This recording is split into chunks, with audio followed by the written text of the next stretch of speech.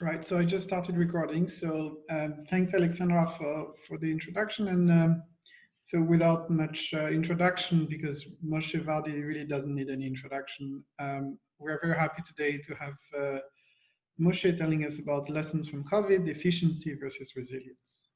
Please. Thank you. And thank you for having this special edition of the seminar. I used to having very technical talks in this seminar. This is going to be very non-technical talk. There will be a few technical slides just so you will feel at home. But this is going to be, I would say, more philosophical and even, God forbid, political talk. So there is no question that we are living in an unprecedented crisis. I would say the world has not seen such a crisis since, I would say, World War II. And for many of us, it's the biggest worldwide crisis we have lived through. And part of the issue is it's not one crisis, it's a confluence of several crises, one on top of each other. And to start, it's a public health crisis, you know, and United States, we are very much in the throes of it. We, of course, more than 300,000 people died from the pandemic. Depending how you count, some counts say that people look at what called excess mortality. We look at how more people died in a normal year.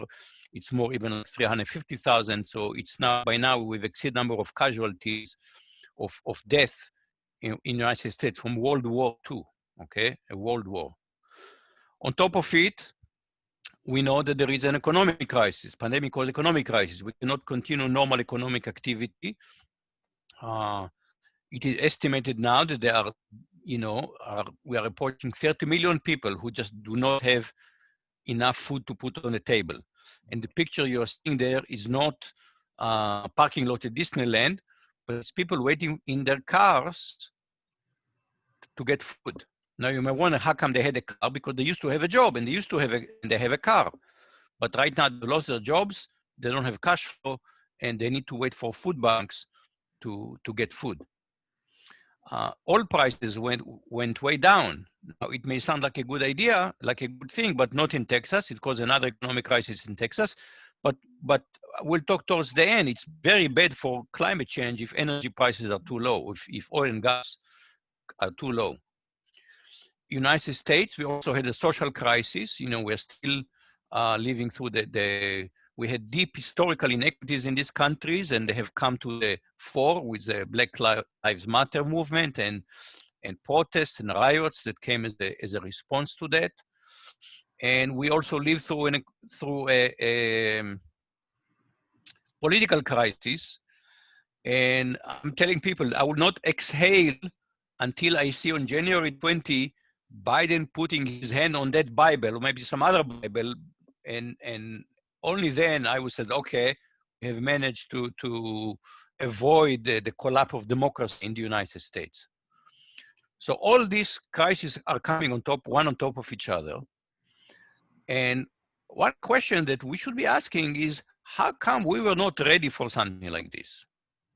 So one explanation why we're not ready, because while a pandemic is something that happens 1 in 100 years, how can you be ready for it? Turns out this is a silly excuse. This was well known that a pandemic is a possibility. Here is a testimony, a statement by the Secretary of Health and Human Services to the Senate Special Committee on Aging, 2006, preparing for the pandemic flu. This is during George W. Bush. They were getting ready for a pandemic. This was even before Ebola and before SARS. People said we have to wait for after SARS, but before H1N1. We have to wait for a pandemic. The pandemic is coming. Still, we were not ready. Now, you may remember 10 years ago, in March of this year, people were talking about flattening the curve.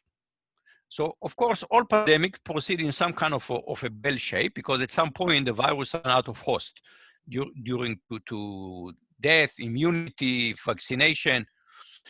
But the argument was, we need to flatten the curve. We don't want the curve to be too sharp. And why is that? Why do we need to flatten the curve? When you flatten the curve, you don't necessarily get fewer cases, but you are getting them over a longer period of time. Unless, again, you buy time for a vaccine. But one of the main issues is, Our medical system cannot cope with too many cases at the same time.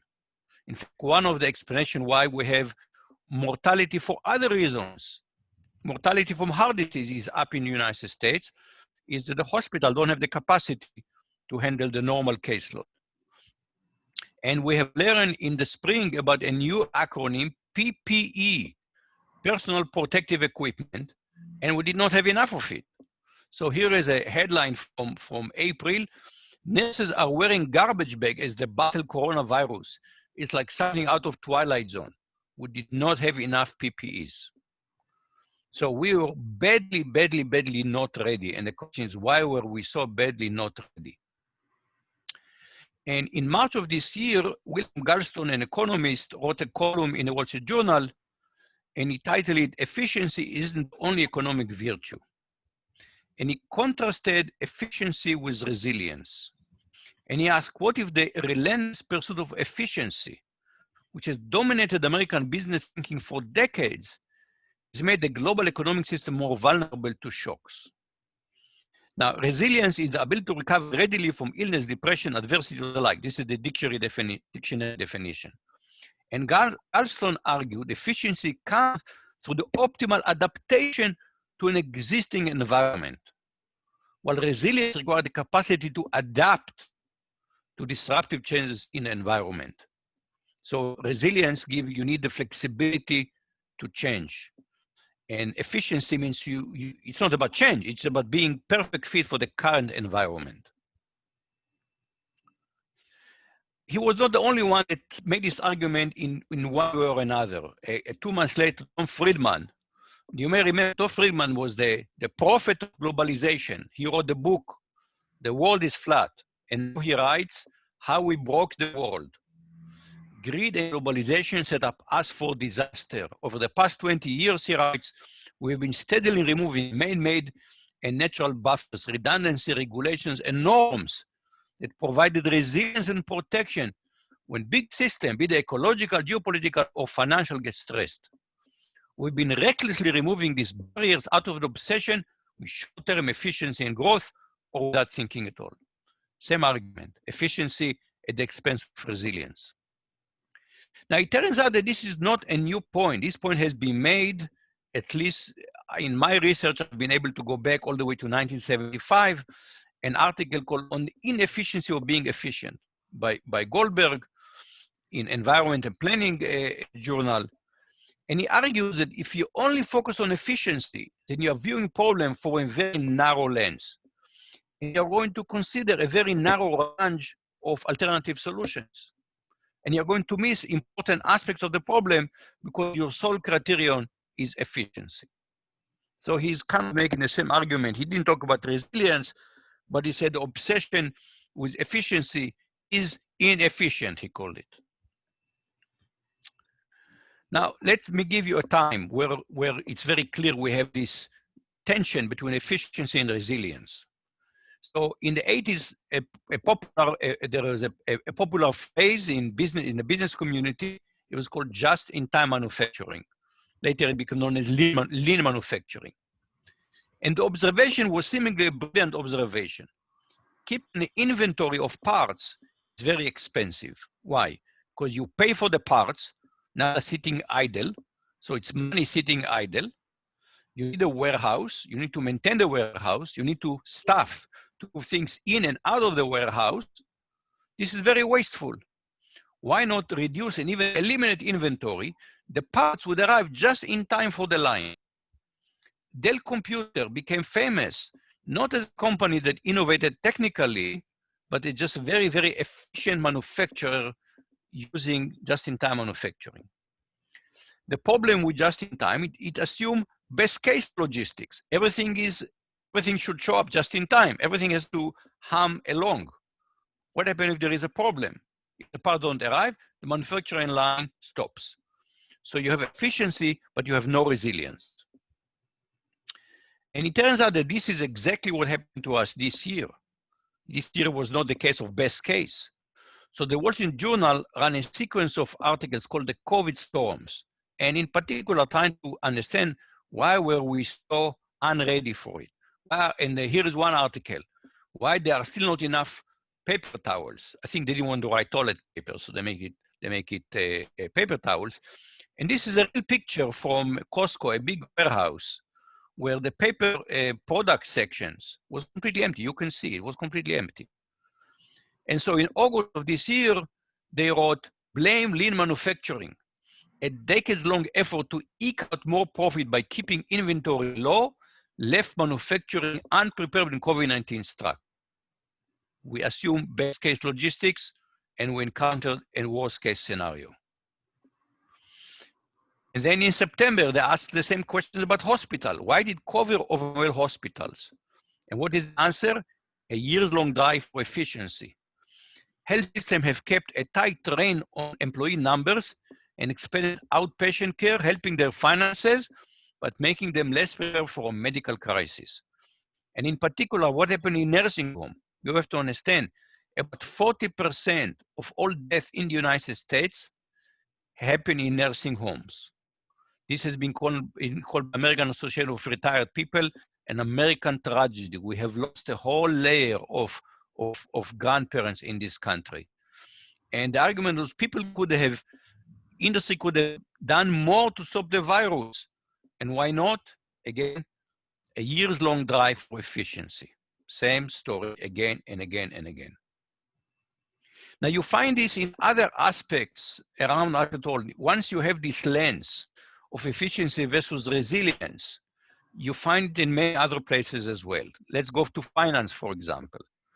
So, now we have such a big crisis, we forgot that 12 years ago, the world economy almost collapsed. And it's the questions, Wall Street basically had to be bailed out by the government. And if Wall Street is in the finance industry, is any business, they are in the risk management business. How come they blew it? They are exactly what finance is about, risk management. Well, it turns out they had very fancy financial models. They have a concept called value at risk, which is somewhat related to notion in computer science that we'll see very soon, which is how much I want to know that with, let's say, probability 99%, I will not lose more than, let's say, $100 million because I know I can absorb $100 million of loss. Okay, and there are fancy formulas like the Gaussian copula function developed by David Exley. But it turns out that this formula does not tell you what happens in abnormal conditions. What happens in the 1% of the tail of this event? How much are you going to lose then? And if you're going to lose with 1%, you're suddenly going to lose $10 billion, then you're going to wonder, which is what happened to essentially, like Lehman Brothers had to go bankrupt over a weekend because the tail event happened and they could not handle it. So they were efficient. They were not resilience. And we can look at even at governance. You look now at in many countries and you look at democracy, and it's a big mess. And it's clearly democracy is very inefficient. And Churchill wrote already in 1947, many forms of government have been tried and will be tried in this world of sin and woo. No one pretended democracy is perfect or all wise. Indeed, it has been said that democracy is the worst form of government, except all those other forms have been tried from time to time. So democracy is very inefficient, but generally it is more resilient than dictatorship, than authoritarian regimes, because they are, in authoritarian regime, for example, you had Stalin did not believe the Germany is going to attack. One person did not believe the Germany is going to attack, and the Soviet Union barely survived World War II. Now, people are now asking whether the United States, with our federal system and highly distributed systems, maybe we have too much democracy, and because the reaction of the United States to the pandemic was absolutely abysmal. Let's go back to economics. Again, efficiency versus resilience. I'll talk about resilience versus precarity. What is precarity? So already in 2016, there have been various studies showing how precarious American society is. They have done surveys and asked people, can you handle $400 of unexpected expense? What is $400? Your brakes went bad. A brake job costs $400. 47% of Americans could not handle unexpected expense of $400. You raise it to $1,000, which is your transmission went bad. It goes to 2/3 of Americans. So 2/3 of Americans cannot handle a bad transmission. So what happens? If you don't have a car, for many people, you don't have a job. You lose your job. If you lose your job, you can't keep payments, rent or mortgage payment. You may lose your house. So American society was living on the edge, which explains why we saw why there are tens of millions of people right now who don't have enough food to put on the table at home. And an article in the Atlantic in June was titled, "It Did Not Have to Be Like That." And Adam Serwer wrote, "The desperation of US workers in the aftermath of the coronavirus was a product of a series of policy decisions and missed opportunities." And I would say again, the business community focused on efficiency and created a very non-resilient society. Now let's look what happens in nature. So this issue of efficiency versus resilience came up in an article in CSCM in 2016. The title of the article was "Sex as an Algorithm." It was a very serious article by Livnat and Papadimitriou, where they put the theory of evolution under the lens of computation. Usually I was the editor-in-chief, and usually CSCM, we put a cover, we chose one article that we highlight, and we put some illustration on the cover that will be related to this article. And we really struggle with what illustration should we put for sex as an algorithm. And out of a bit of tongue-in-cheek humor, we decided to just put pink cover. Turns out many people were very, very offended. But the article was dead serious. And what it asked was the following. So we have two search algorithms that are based on natural search. Simulated annealing, which is basically a series of mutations with kind of interruption that I'll come back to get out of local optima. And the genetic algorithm that mimics sexual reproduction by also involving a cross-breeding of chromosomes. Now, computationally, the simulated annealing is a more efficient way to search. Okay, this is rich experience in algorithm shown us that generally speaking, simulated annealing is a better algorithm, genetic algorithm. So why has nature chosen genetic algorithm? Sexual reproduction is almost the exclusive reproduction mechanism in animals. There are very, very few exceptions to that. So what's the reason for this? And Livnat and Papadimitriou has an answer. And the answer is it's not about efficiency. What they show is that sexual reproduction creates greater genetic diversity. And why is it good for the species to have greater diversity? Because it makes the species more resilient. Because when suddenly there is change, not all organisms will survive, but some will, and the species will survive. So the species is more resilient because the organisms individually are less efficient. It tells us that we can actually look at efficiency and resilience as two forms of optimization. Efficiency is short-term optimization, and resilience is long-term optimization. It looks, the answer to the questions about sex as an algorithm is nature prefer long-term to short-term optimization. The answer is very clear. Why? Because in the long term, we care about survival. And what does survival of the fittest mean? Darwin, it is not the strongest of the species that survives, not the most intelligent, it is the one that is most adaptable to change. So the T-Rex was a very efficient hunting machine, but it was not adaptable to change, it is gone. So survival means resilience. Okay? The long term counts more than the short term. I just want to flash it when I give this talk. Sometimes there are people who know control theory, and they will tell, oh, that this instance have been studied in control theory. There are theorems that say the net fragility is a conserved quantity. So if you optimize for the short term, you lose for the longer term. And there is something called the Freeland theorems, and we can give a whole talk just on that. And I just want to drop a teaser to anybody who wants to follow up. There is a mathematical theory behind this. Now let's go back and look at computer science. We have a field called analysis of algorithm, which was developed by Don Knuth, closest we have to patron sense of computer science. You know, it's 4 volumes. If there was one, if there were 5 of them, we would call it the Pentateuch of computer science. What is it about? It's all about efficiency of algorithm, about computational complexity. Go and look through the volumes 1, 2, 3, and the several fascicle of volume 4. It's all about efficiency, only efficiency. We don't talk about resilience at all. Now, in 2013, there was a very interesting article that I have to say, I was the editor-in-chief, but I didn't pay much attention to it when it appeared. I didn't read every article that appeared in Communication of the ACM. And somebody drew my attention to it just recently. And actually look at sorting algorithms. So we are all familiar, the bubble sort is, we say, a terrible algorithm. It's quadratic in the worst case and the average case. Merge sort, very good algorithm. N log n in the worst case. Quick sort, quadratic in the worst case, but very, very efficient on the average and very good algorithm typically.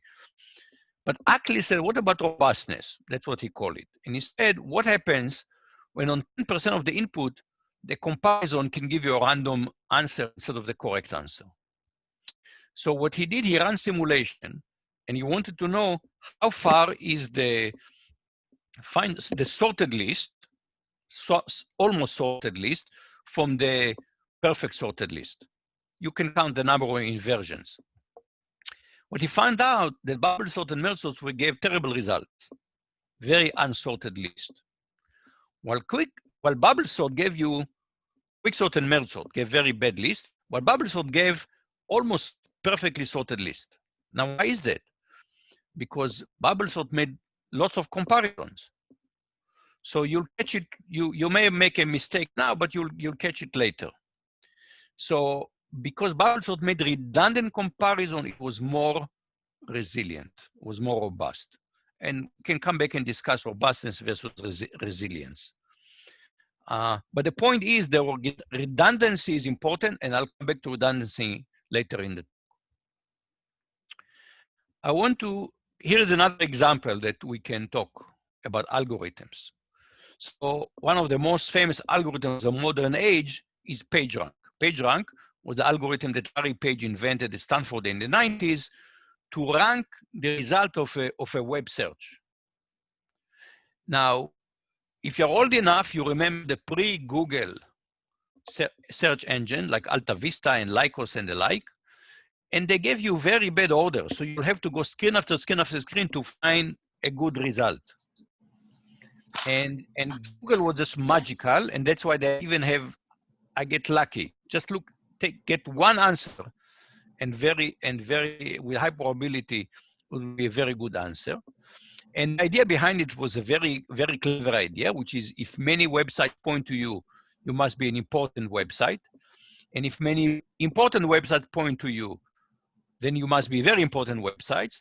And if a large number of very important websites point to you, must be very, very important websites, and so on and so forth. And there's a whole theory after that of eigenvalues and random walks on Markov chain. But the point is, it gave you a very, very good result. And it gave rise today to a hugely successful company. Well, people very quickly discovered that it's very easy to fool PageRank. All you have to create is fake websites, fake links. So if I want to open an Italian restaurant in Houston and I want it to flow to the top of Italian restaurants, all I have to do is create lots of websites that point to me, and lots of websites that point to them, and I can fool PageRank. So PageRank was not resilient, and to the best of my knowledge, is not used anymore today by Google. In fact, what they use is a trade secret, because as soon as you know how they rank the results, you can try to do search engine optimization. So that's an example of lack of resilience. Remember the formula that destroyed Wall Street? Well, we have another version of it in computer science.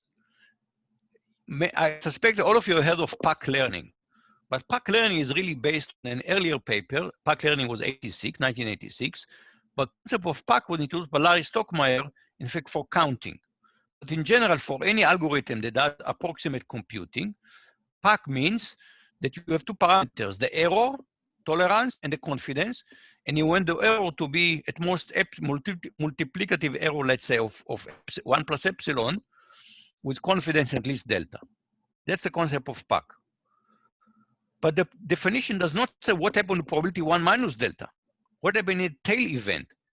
And if the error is too large in a tail event, it means your expectation, the expectation algorithm is skewed. So that's why in 2016, Chakraborty and Millen and myself introduced the concept of strong PAC, which I think is the right notion, which the algorithm should also give you correct result in expectation. Because without it, you have the risk of, again, you're losing resilience because the tail event may have huge error.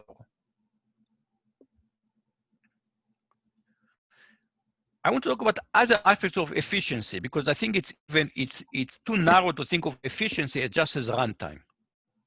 So I want to talk about friction in computing. And in 2010, I wrote about friction, and as our discipline is dedicated to reducing friction. Latency must be eliminated, bandwidth must increase, ubiquity should be universal. Our goal is to reduce the friction of computing communication as much as possible. In fact, Mark Zuckerberg declared what is the goal of Facebook? Frictionless sharing. Now we know what happens when you're frictionless sharing. We now know of all kinds of adverse societal consequences of frictionless sharing. Filter bubbles, fake news, extreme content. Why? It's just too easy to share. How do I know? Because I'm on Facebook, and if you have seen my page, I share too much because it's just too damn easy to share. And we know that in fact, fake news is even more tempting. People share fake news even more than real news because it's more exciting. It's just imagination, imaginary thing. You can write, you can make it as exciting as you want. But let's look at other aspects of what happens when you reduce friction. So in 2010, there was something called the flash crash. The stock market crashed 600 points, which was then quite a lot, in 5 minutes. What happened? It happened because of high frequency trading or algorithmic trading. So today, you know, you may have seen old movies where there was something called the open cry system. People stood in the pit, in the trading pit, and shouted. Nothing. All trading decisions are made by algorithm. And not just because they make better decisions, because they make faster decisions. They make very fast decisions. In fact, this morning, I saw in the Wall Street Journal that they're buying even special communication equipment because they're not competing. They used to compete on microseconds, but they're competing on nanoseconds. And what happens when you have a system where you have no friction? Every mechanical engineer can tell you, we'll come back to mechanical engineers in a minute, that such systems are unstable. And that's what happened in 2010. One trade trigger, another trade trigger, another trade, of the whole system came down. Now, the proponents of high frequency trading would tell you to make the market more liquid. But even knowledgeable people say this is just propaganda. One of the inventors of this says this system has no social value. It's all about making money. And an economist study, it says it's a flawed market design. The idea is that the fastest to make the trade order should win is a symptom of flawed market design. Again, efficiency at the expense of resilience. Let's look at another aspect, dating. So in this area, I'm a theoretician because I never use something like this, but I know that on Tinder, you swipe to the right if you like, you swipe to the left if you don't like it. And apparently that's the way many people meet today, except that it's turned out to be, it's not a very promising way. And Jenna Birch wrote an article about it in 2018. She said, I get lots of matches, but no relationships. I get dates, but no relationships. And this has been backed up by studies that people who meet online are less likely to stay together. And the answer is Tinder is too efficient. It lowers the barrier. It lowers the effort. And there's an old country song by George Strait. You can go and look for it. Easy come, easy goes. Here is a line from the song. No hard feelings, darling. No regrets. If everybody knows that their investment is minimal, they don't care so much if they lose this. Oh, well, I can go and swipe again. What's the big deal if this did not turn into a relationship? Easy come, easy goes. So having low, in this case, having low effort dating, it also means less productive dating. So we have an engineering quad at Rice, and across computer science on the other side of the quad is the mechanical engineering department. And I can go to my colleagues there and say, you know, in computing, our goal is to remove friction completely. I think you guys should do the same. That should be your goal as a mechanical engineer, remove friction. They will look at me and say, you're insane.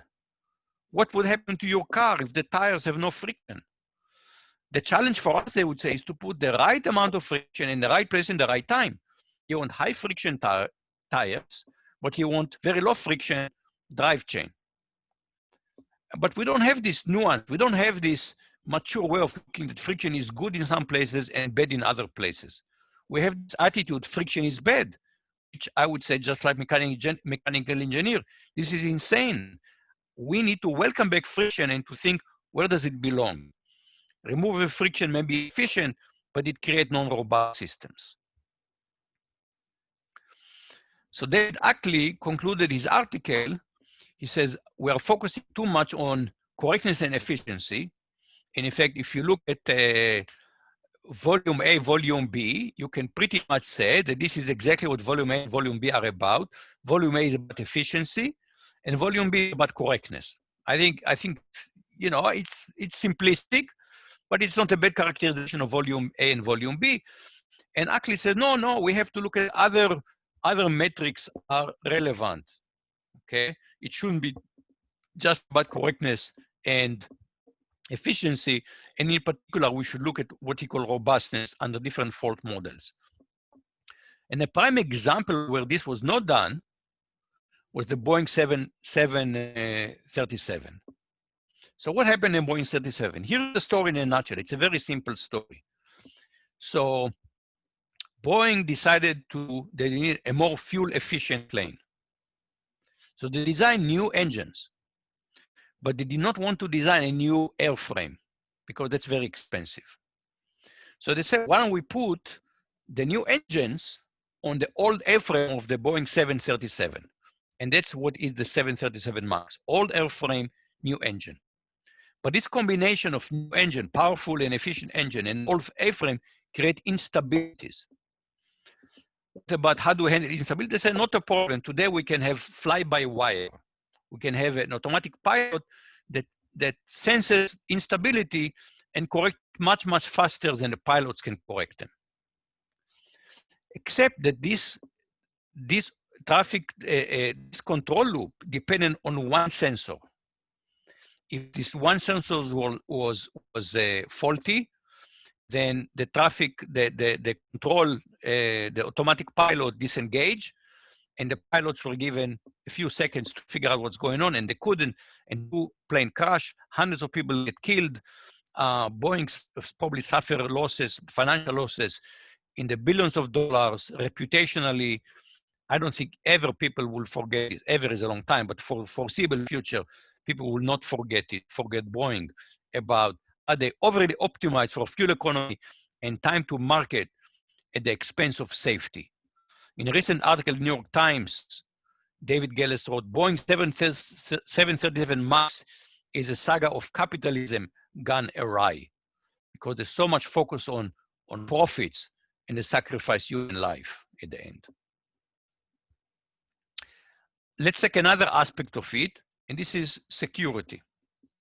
So a few years ago, I wrote a column on cybersecurity, and a very distinguished colleague of mine from the security community wrote to me an email and said, you understand nothing about security. And I'm quoting verbatim, I don't want to say who is the person, but this is verbatim from his email. He explained to me, here's how we do security. First, somebody build a thing, and it's super useful. Then eventually somebody else comes along and finds a vulnerability. Then security becomes a part of engineering process. Just like we need to make sure our code does not have bugs that make it crash, we also need to make sure that our code does not have bugs that can be exploited for bad purposes. Then they crank for enough years and eventually security gets better. So clearly he says security is an afterthought. Well, guess what? Recently, just a few days ago, Tech Republic published an article, survey of nearly 1,200 free and open source software contributors found security to be low on the developer list of priority. The focus on functionality and features. Security, first someone will discover vulnerability, then we will start to think about security. So security comes last, rather than the Hippocratic oath, first do no harm. We say, well, after we've done everything else, then we should think about harm.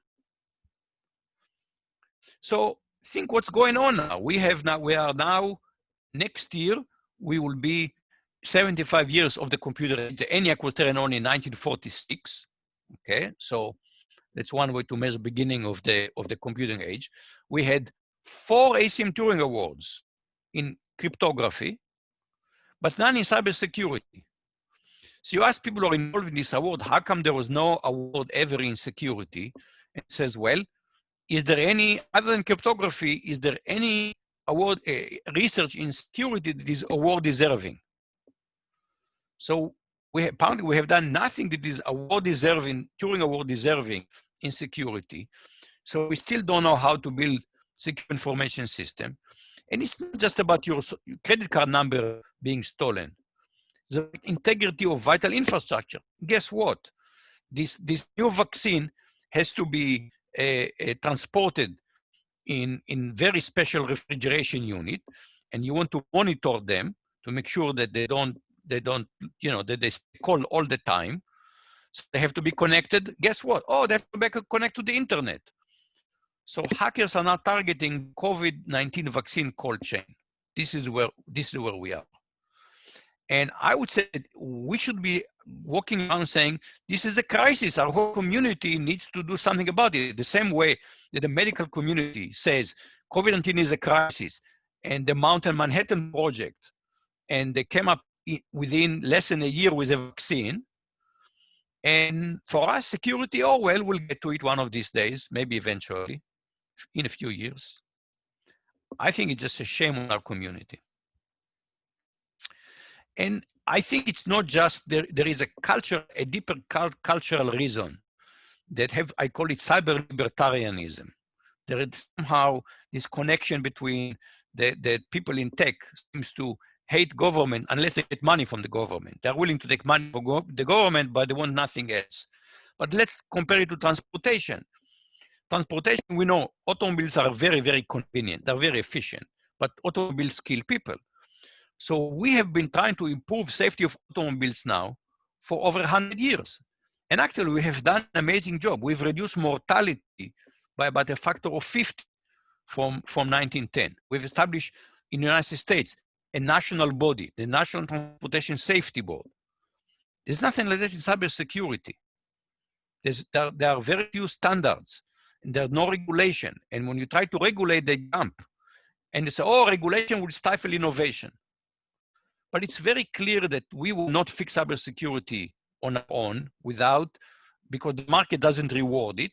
And I'll come back to see why the market doesn't reward it. And the only thing that will change it perhaps will be regulation. So let's go back to economic efficiency.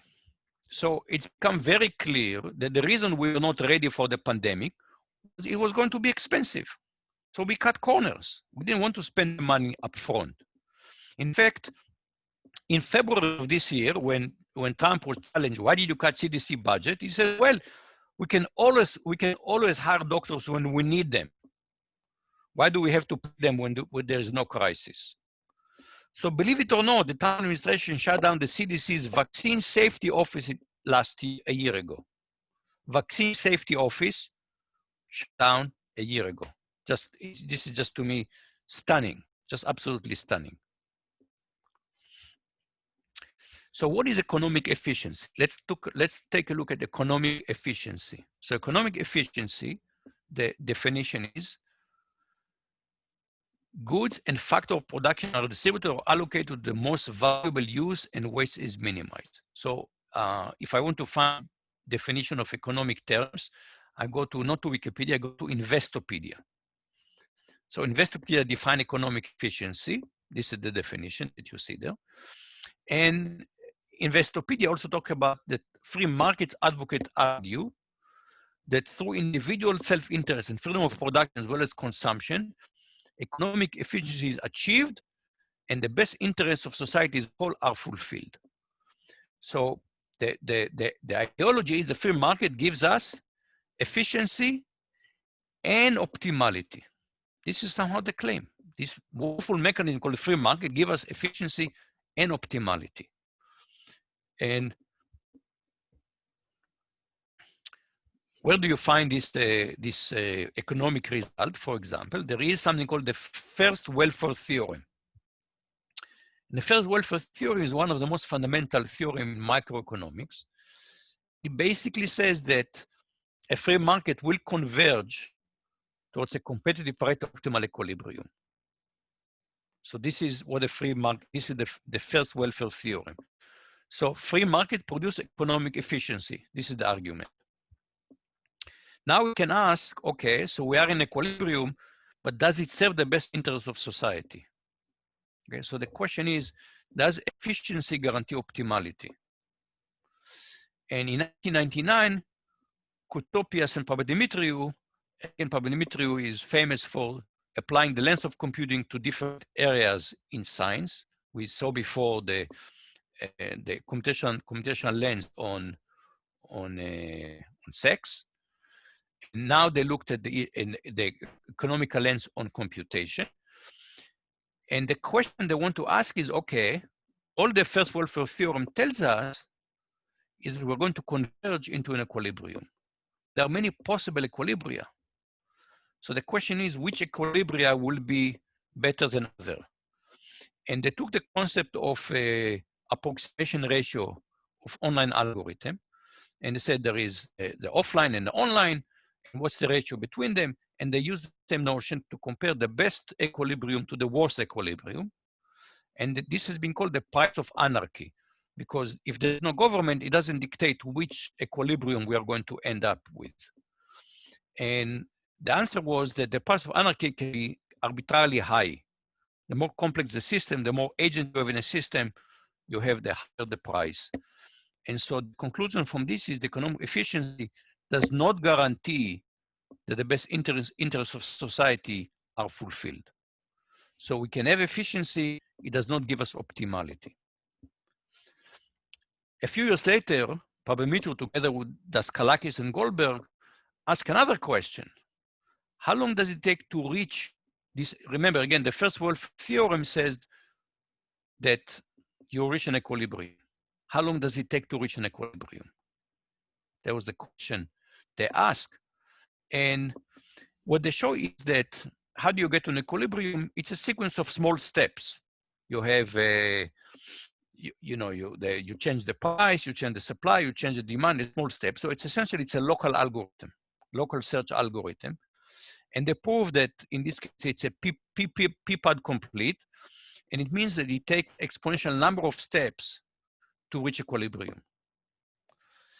What does it mean if exponential number of steps? It means that in practice, we will never reach equilibrium because circumstances change. So the economic system are never in equilibria because it just takes too long to reach an equilibrium. So the bottom line is no efficiency and no optimality. So we have this mythology that the free market gives us efficiency and optimality.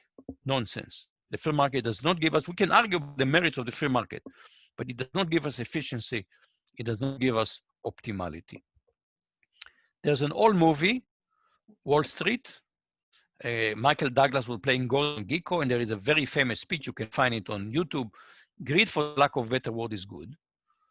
And what was the argument? The argument was the invisible hand. But if you look at this again, and each invisible hand means every agent that makes a greedy algorithm. What do we know about greedy algorithm? Greedy algorithm gets stuck in local optima. We want to find a global optimum. So right now, for example, in terms of cybersecurity, we are stuck in a local in a local optimum. What does it take to get out of this? Some kind of, obviously, when it comes to security, it's a market failure. And that's why we need, in my opinion, government intervention to push us out of this market failure. Now, this philosophy of the greed is good, it's not only in movies, but 50 years ago, in 1970, Milton Friedman wrote a famous article in which he argued that the social purpose of corporation is to make a profit. So this led to the whole dogma called shareholder primacy. And the New York Times had a collection of opinions responding to this 50th anniversary. And Mark Benioff, who is of Salesforce has the biggest tower in San Francisco. Mark Benioff wrote, I did not agree with Friedman then, and the decades since have only exposed his myopia. Just look where the obsession with maximizing profits for shareholders has brought us. Terrible economic and racial health inequality and the catastrophe of climate change. It is no wonder that so many young people now believe that capitalism cannot deliver the equal, inclusive, sustainable future they want. If you look at young people now, they do not believe in capitalism anymore. And one of the reasons is because capitalism had a very narrow lens: profits, profits, profits. And in a recent article, Nick Hanauer, who is a billionaire, and David Rolfe in the New York Times, in Time magazine, look at that argue that one result of this is greater and greater income inequality. So they showed that in 1975, you had the top 1% had 9% of the income, and the bottom 90% had said 67% of the income. And fast forward more than 40 years, and now the top 1% makes 22% of the income, and the bottom 90% only 50% of the income. And they calculated that this means that $50 trillion has been moved from the bottom 90% to the top 1%. Now, you may remember when neoliberalism became a dogma in the early 80s, there was an argument of trickle down. The money will trickle down from the top to the bottom. Now we see that it trickles up from the bottom to the top. And of course, there is a joke that I cannot resist put. I have a joke about trickle down economics, but 99% of you will never get it.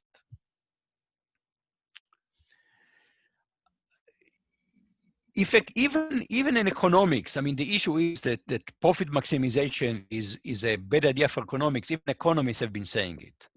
There is indeed this narrow view of homo economicus, that only this supremely rational agent who only care about maximizing their utility. But first of all, behavioral economy show that they demonstrated irrationality and bounded rationality of human.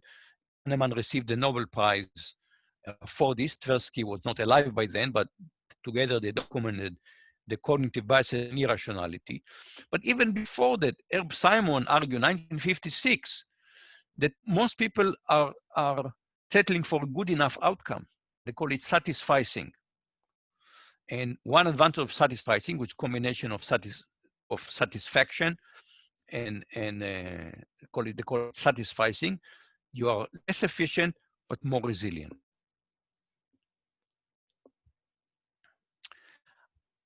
I want to give an example how we can take this issue of resilient and satisficing and show that you can actually make it a research theme, focus on satisficing.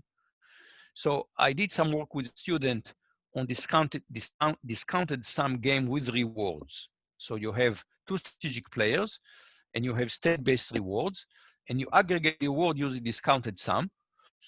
And player 0 want to maximize reward against player 1. And the solution to this problem is, this is a classical problem and was shown 25 years ago, was shown by Zwick and Patterson. You can solve it in polynomial time using value iteration. Now, here you just want to optimize the reward. Now, what happens if we care not just about optimizing reward, but in addition, we have temporally extended goals. You write goals maybe in LTL, for example, every message sent is eventually received. then people study what happens when you're trying to optimize the reward and you have hard constraint of temporal extended goals. Then it turns out there's no more optimal strategy. This is Chatterjee et al. Studied this, and they showed there's no optimal strategy in this case. So together with Cristiano Chatterjee and Sukuman Banzal, we said, what happens if instead of having optimal reward, we just have a good enough reward? We just have reward that is above a certain threshold. And we showed that then you can combine it with hard temporal extended goals. So we did show that you can solve the problem. So by relaxing, not demanding anymore, not demanding optimal reward, but just good enough reward, now you can solve the problem. So this is how to make resilience a richer theme. I think we need to think more about how to bring resilience into our research agenda. Let's put these two aside and come back to COVID-19. We should feel pretty good, we as a community. We've screwed up on cybersecurity, okay? But we saved the world. What I mean by we saved the world? We are working from home, shopping from home, teaching from home, learning from home, seeing doctors from home. What would have happened if we had pandemic and we didn't have the internet? Think about it. What would have happened? Suddenly you can't work from home, you can't shop from home, you can't teach from home. I mean, the internet saved the world. How did the internet save the world? Because the internet was very resilient. What made the internet resilient? Redundancy. So I mentioned before in sorting that redundancy gives us resilience. But this is really very, very important principle. Error correcting code depend on redundancy of communication to give us resilience. Von Neumann shows when he modeled when he defined the theory of cellular automata, I was trying to answer the question, how do we have reliable organism for non-reliable cells? And the answer was redundancy. And we understand it. For example, today at least in the developed world, central banks conduct bank stress test. What is the bank stress test? They want to make sure that banks have redundancy of capital. Now, redundancy of capital is very inefficient, but it builds resilience. Now, there is a growing risk now. The internet is getting more and more centralized because you have huge players. For example, Google apparently just a couple of days ago, went down, and lots of people suddenly couldn't use the internet because they rely on Google so much. In November, there was AWS went down, and it took a huge part of the internet with it because we now have centralization. And the historical irony is we survived the pandemic because just think what would have been the economic cost if we could stay at home. If we couldn't work from home and we had to keep going to work, either we will not, and we shut down huge amount of economic activity, or many, many more people would die. So however bad COVID-19 is, would have been much, much, much worse without the internet. But the internet was resilient, not because of a pandemic. The internet was built to be resilient because of a fear of nuclear war. I mean, the historical irony is just mind-boggling here. So you have to remember the 1960s, where we are afraid of having a nuclear war with the Soviet Union. And the way to have deterrence, you need to have mutual assured destruction. That means you need to have a second strike capability. And that's why the US built a triad, submarines and nuclear bombers and ICBMs.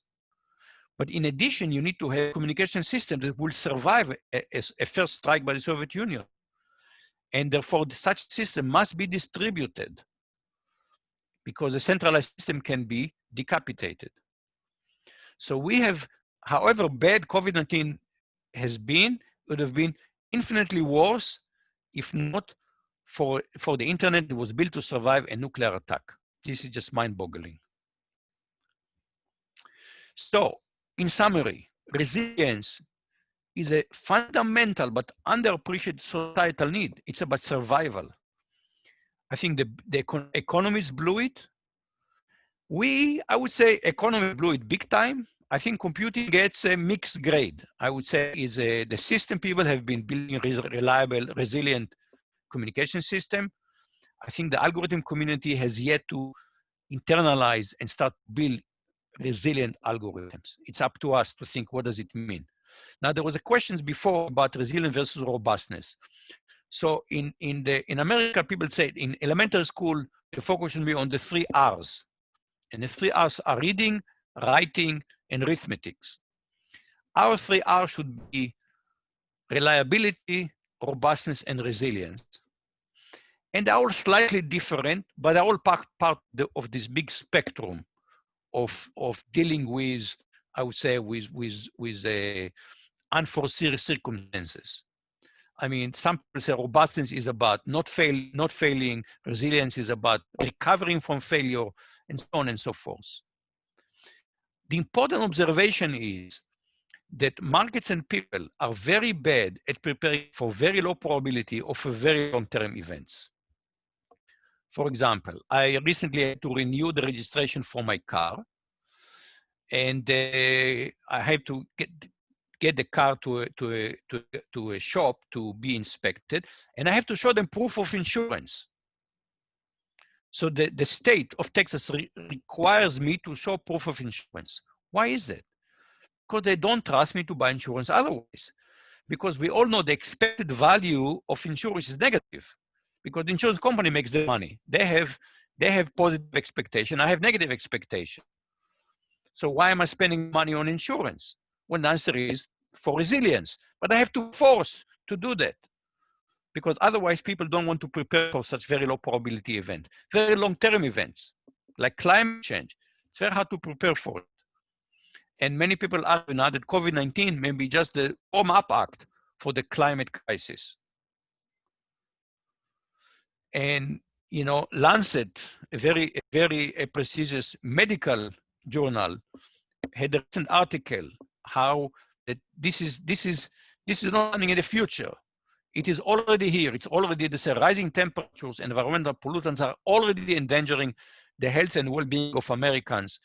And the cartoon you see here are the frogs in the proverbial eating water saying, yeah, we have some good news. We have vaccine. While the climate is getting hotter and hotter around us. And people have recently, we've heard about the fires in the West Coast. And you can say, is it really getting worse? The answer is, of course, it fluctuates between year and year. But if you do linear regression, you can see a very, very clear, strong trend. How every year we have more wildland burning on the West Coast. We see it on the Gulf. We see the intensity of tropical storms and hurricanes. The number increases from year to year. Climate change is here. So the real question I want to finish, the real question we must ask ourselves is, who will we be when this is all over? Farid Zakaria, in an article in Washington Post, wrote, the pandemic upended the present, but it's given us a chance to remake the future. Matt Simon in Wired wrote, the COVID-19 pandemic has brought incalculable suffering and trauma, but it also offers ways for people in societies to change for the better. So we had a dating system where we talked about, until now, about BC, before Christ, and AD, Anno Domini. I think the new dating system should be AC and BC, before COVID and after COVID. And the real question is, how will after COVID be different than before COVID? And the answer is, it's going to be up to us. It's going to be up to us. So this is a classical cartoon. Who wants change? Everybody wants change. Who wants change? Who wants to change? No one wants to change. So if I go back to the question, how will after COVID be different than before COVID? It is up to us. Are we willing to change? Thank you very much. Thanks a lot, Moshe. Thank you very much. So let me first stop the recording.